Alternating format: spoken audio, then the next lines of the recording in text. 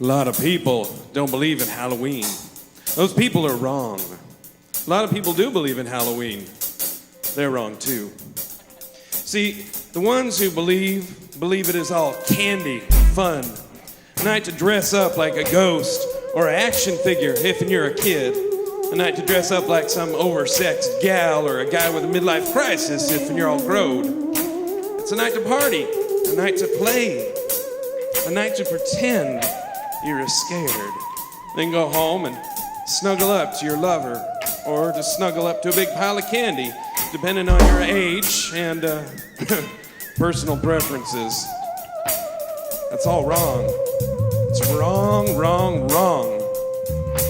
As for those who don't even believe in Halloween, I'm gonna rethink my words. Those folk ain't just wrong, they are full tilt stupid. But neither of them, neither the ones who believe nor the ones who don't, neither of them really know. Not like I do. Not like the poor soul what come before me.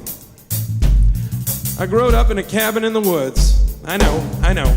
It's a been there, done that stereotype. But it's truth. I growed up without much in the way of money, but with plenty of love. Now the first one was Pa's doing. The second one was Ma's good work.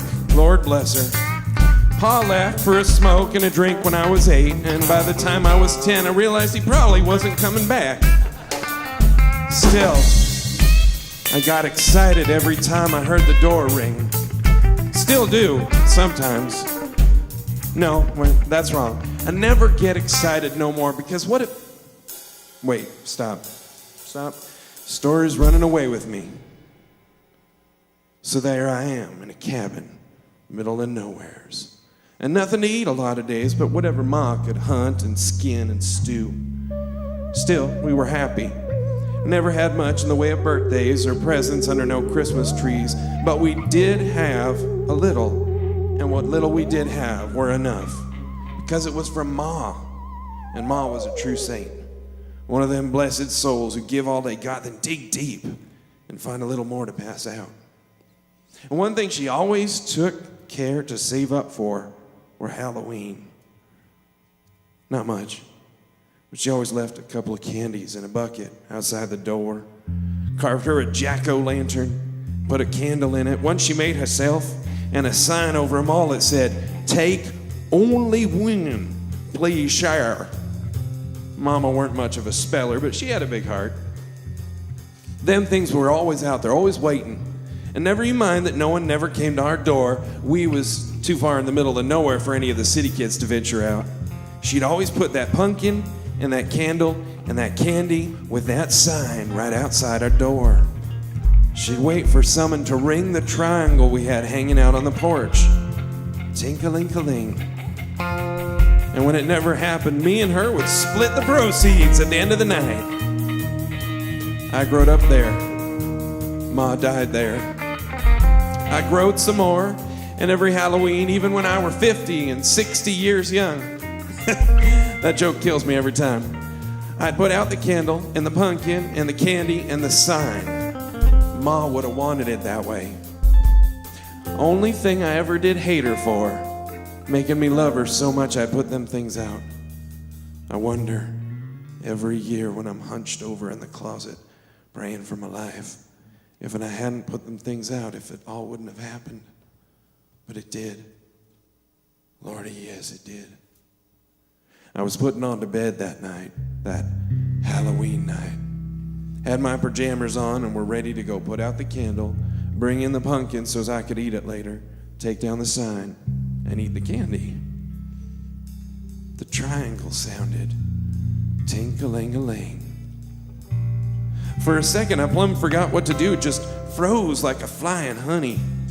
Then I went to the door, opened it. A vampire were waiting for me. My first thought was that this kid were too old to be trick-or-treating, and I fixed to lay some godly fear into him. Then I stopped and squinted. There were only the light of the pumpkin candle, but I seen blood before. Skinned too many squirrels not to know it. And that stuff running in rivers down his chin soaking his white collar till it were red as sunrise. It were real. I thunk at first it were a madman come to kill me. Then he smiled. And I could have thunk that those teeth were fakes, but when he smiled, he faded. Didn't disappear, not exactly, but suddenly I could see the lightning bugs in the trees behind him. Could see through him the dimmer shadows of those bugs. When he come back to full solid, he were closer to, standing right aside me, smiling that pointy smile, breathing cold breath all over me, cold. And it stunk too. Stunk like he'd been eating raw meat and hadn't bothered brushing his teeth none. "Thank you for the treat," he said, and I only then noted he were holding one of the candies I put out, a little miniature chocolate bar. "Do be sure to keep them coming." His voice was slick. Sounded like a TV show I saw once, waiting in the free clinic to have a busted leg looked at. A fine gent from England or somewhere's exotic like that. And then he were gone. Not walked away, not run off, just gone. I closed the door, and no sooner did it shut than there came a knock. Not the triangle this time. A full-fisted pounding on the thin wood that was all between me and the night. I opened it. It were the Wolfman. Not like in the movies though. He were something different. Can't explain except to say I had a rabid dog that I had to put down once. The thing were just like that, only standing on hind legs, looking down on me from a bloody muzzle a good 7 feet up. He had a piece of candy too.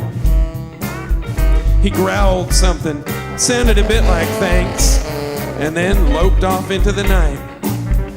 I closed the door. The triangle this time. Tink-a-ling-a-ling. I thunk about not answering Lordy yes, but then I thunk about how they all said thank ye. And what if I were thought of as rude? Something deep inside me said that'd be a mistake. This time it were a thing that looked already dead. Skin hanging off its ribs, holes where I could see bone and gristle and rotted muscle. The thing had no mouth. Its lower jaw were just gone like something tore him right off. It had a piece of candy. Didn't say nothing, this one, no mouth to speak of. Just nodded and shambled away in the same direction the werewolf done. Another monster, another. Ghoul, ghost, goblin, all of them and more, all holding candy, all saying thanks. At least them what were able to talk.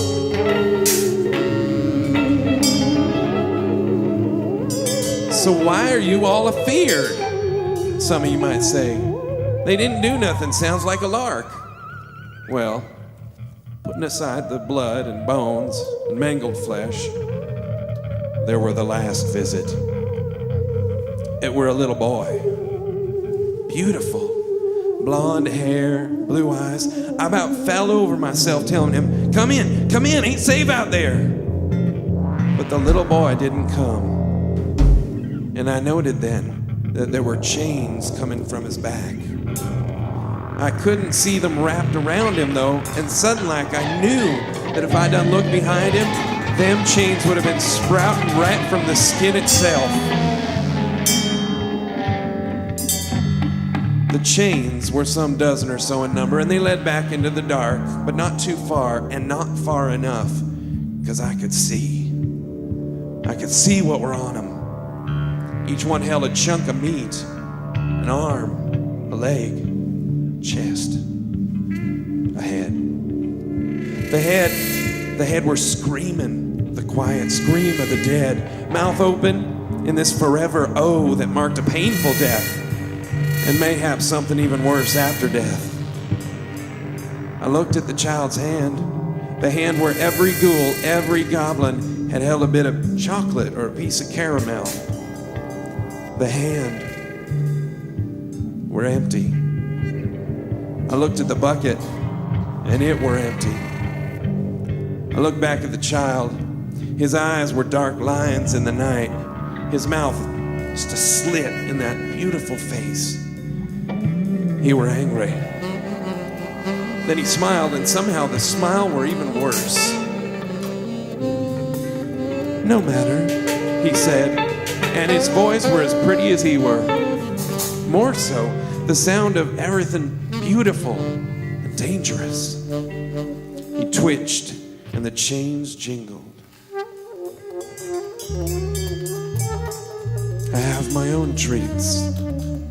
Then he leaned in close to me, close enough I could feel the cold coming off of him.